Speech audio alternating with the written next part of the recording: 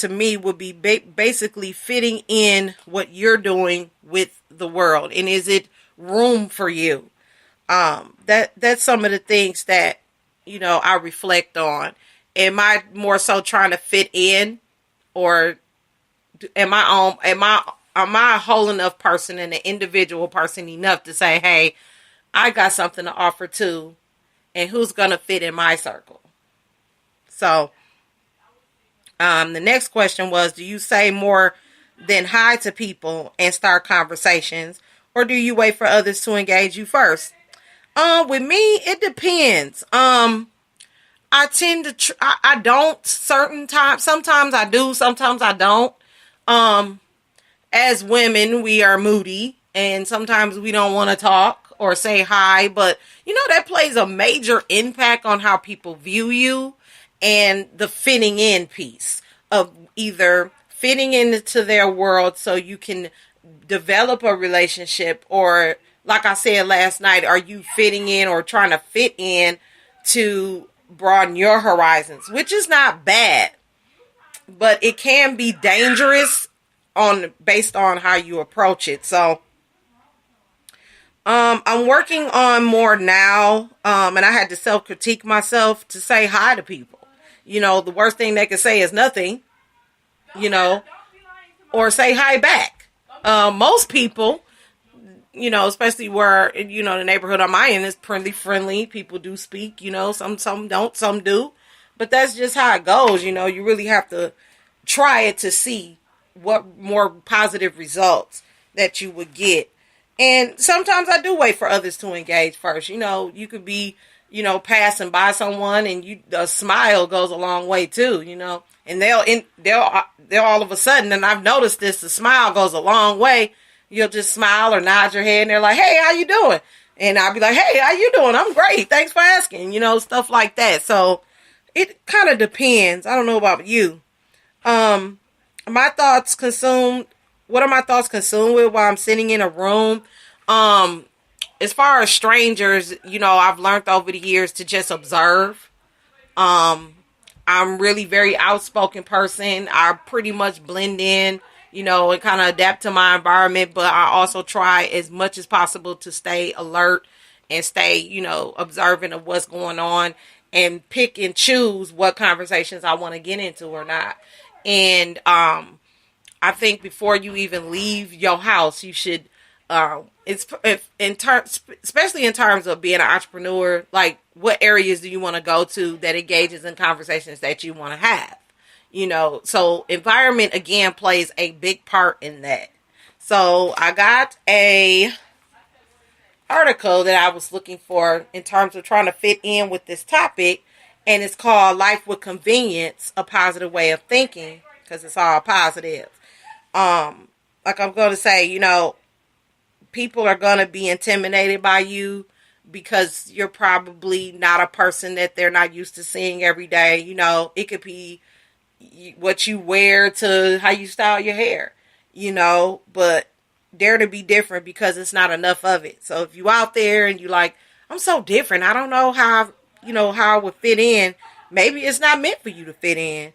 And, like I'm saying, people don't know how to react to people who don't follow the crowd, because the norm is to do what everybody else does. But like my mom used to always ask me, when I would make up excuses for certain questions that she asked, like, if everybody jumped off the cliff, would you jump off of it? And 9 times out of 10, my answer would be no. But instead of, making your uniqueness known, let it flow for you. Because 9 times out of 10, if you just, be who you are and be yourself, your uniqueness will shine through. And instead of you feeling weird or damaged, just embrace who you are. And that has a lot to do with personal development, having confidence in yourself, believing in yourself, making sure that you have self-esteem and respect for yourself, to know that, you were created with a purpose, and your purpose was not to fit in the crowd. And if that's the case, I like to read this article by Catherine Pratt, and you can find that on www.lifewithconfidence.com. And this article is in response to the question I received about why don't I fit in anywhere. You can see the original posting here. I just don't feel like I fit in anywhere.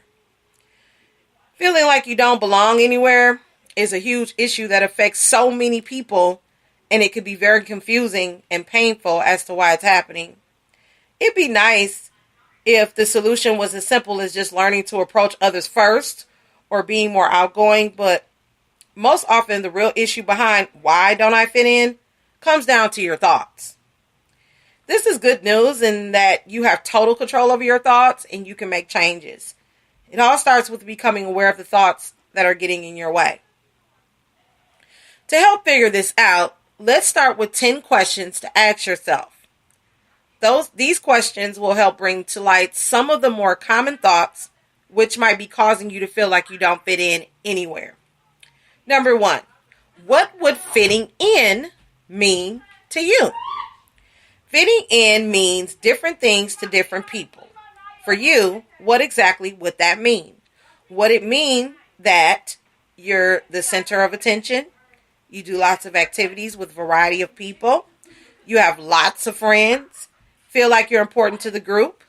People seek you out for your opinion and you feel people listen to you? It's important that you're clear in what it means to you so that you can work on achieving that. You also need to make sure that it's what you really like in your life. It's easy to say, I'd like to have lots of friends. But if you're a person who really likes to have a long time and do things on your own, having lots of friends will take up all your free time, will end up being somewhat of a nightmare for you. And maybe that would work better is just having 1 or 2 really good friends. You may find that's all you need. If you know that, then you'll be satisfied when you find those couple of friends and won't keep thinking that you should have more friends or think you should be the center of attention at events. You also won't be upset if you don't fit into every group. Some groups just aren't conducive to fitting in. For example, a meditation group. People aren't going there to laugh and joke with others. They want to be calm and look deep within themselves. Expecting to be part of a group isn't realistic in some situations. It's also okay if you don't fit into some groups. You don't have to fit in with everyone.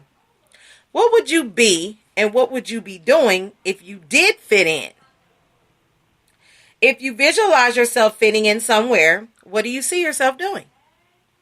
Are you being open with others? Are you laughing, making jokes, telling everyone stories about what you did that day? Also, what would you be being? Would you be happy, be at peace, be friendly? Now, what's really stopping you from being this way already? You could totally be at peace with yourself. You can be happy. You could be friendly to other people. You could tell someone a story about what you did that day. Sometimes by being the person you want to be actually brings that into your life. Be that person who fits in everywhere. Number 2, do you say more than hi to people and start conversations, or do you wait for others to engage you first? Have you had a chance to check out my Conversation Starters article? That might help you as well. Maybe you just need to engage people in a little more than just hi. Then, the next time you see them, you have something right away to talk to them about. For example, say you find out that one of the people in your group has a dog. And you have a dog too. Great. You have something in common. So you could talk about that. And then the next time you see that person, you can ask them about their dog or tell them about a dog course you took or a great dog park you found. But you're interacting more and you become more interesting to other people and develop greater bonds than if you just say hi and wait for the other person to make the conversation all the time. If you just say hi and wait for the other person to do all the talking, then people may avoid talking to you. Just saying hi and then giving the impression that you're expecting them to be in control of the conversation will make them feel very awkward, and it puts a lot of pressure on them to think of something to say to you. The solution to this is simply to make it easier for people to talk to you. Take a look at that article I mentioned to get some more ideas. 3, what are you thinking about when you enter the room? When you sit down in a group, pay attention to your thoughts. What are you thinking? My guess is that you're expecting people to not say hello, or to avoid eye contact or sit next to you. Or you may be prejudging people. Oh, she never talked to me. These thoughts will be appearing in your body language because those are negative thoughts. You may also be feeling somewhat angry as well. That's what people will see. You look unapproachable and people will avoid you. Also, because that's what you're expecting, that's what you're looking for. You're looking for signs of rejection. You're not looking for opportunities to strike up a conversation with someone. You're looking for people to reject you. That very much comes across in the impression that you give off to people. The other thing that may be happening is that you're concentrating too much on yourself. For example, you may be thinking, I shouldn't have worn this shirt. I'm so stupid for wearing this shirt. You're too caught up in your own head instead of focusing on what's happening around you. You're also putting yourself down, and you'll be giving off the body language that you're angry with yourself. Don't get caught up in worrying about the impression you're making on others or trying to think of something clever or witty to say. Just be yourself. That's the person people want to get to know. Also, are you instantly comparing yourself to others? If you're comparing yourself to others, then you're not being yourself. People want to get to know you, not a person stressed out because they're putting themselves down or not being exactly like everyone else. As Caroline Van Kemenade says, quote, you're always slightly different than anyone else you may encounter. See that as a source of great power and great value. It validates your purpose here. You have a piece of the puzzle no one else has, end quote. Be proud of being unique and special. Number 4, what are your thoughts consumed with while you're sitting in the room? Are you thinking about how you never fit in anywhere or maybe how no one likes you? If that's what your focus is on, then this might be causing some of your problems. There are painful thoughts and your body language will express this loud and clear. You'll feel awkward and out of place, so that's how your body will react. You'll be more hunched over or hide your face with your hair. Whatever you do, you'll be expressing how you don't think you belong there. That's what people will react to. You'll also be looking for people to reject you, so that's what they do. They'll be mirroring what you're thinking about yourself. You need to change your focus and stop thinking about yourself. You need to be not so concerned about whether you fit in or not. It's not that you don't care, it's that you change your focus to be on what people are saying or what you can learn from the situation or just being there and enjoying the moment. You're not thinking about yourself, and this does make a major difference. You're not concerned with getting people to like you or gain their approval. You're more comfortable in your own skin and are interested in what's going on around you. 5, do you feel that there's a wall between you and everyone else? I used to feel this for the longest time, but it comes from focusing too much on yourself and not enough on those around you. You're focused on how you don't fit in, how you can't connect with others, so of course you can't connect with others. You've set up a self-fulfilling prophecy for yourself. Just let yourself be in any situation and most likely you'll end up fitting in quite nicely after a while. It's that extreme self-consciousness that separates you the most. Let that go and just be. The other issue that's caused by focusing on this wall between you and others is that you'll be less likely to share yourself with others. You probably won't tell anyone about things you've done or how you feel about things. You're shut off from others, which means you won't be able to have truly meaningful relationships. 6, are you worried about getting hurt by others? Do you have a fear that if you let someone in, then you might end up getting hurt? If you do, then you're going to come across to others as standoffish. They might think that you don't like them and don't even want to talk to them. Most likely the complete opposite of what you intend. You need to be open and willing to be a friend to others before others will be receptive to being friends with you. And yes, there's a chance that you might get hurt if you open yourself up to others.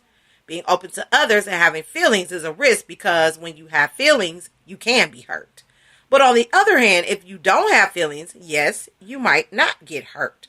But you also don't engage fully in life. You're only living in a shell of a life and you say to yourself so many times, I don't fit in anywhere. The trick is to have feelings, but also to have the ability to manage those emotions so that you're not overwhelmed if tragedy ever strikes. It's also knowing and trusting in yourself that when the pain and the hurt do come along, you make it through them just fine. You'll probably also find that it doesn't really hurt as much as you expected. And not only that,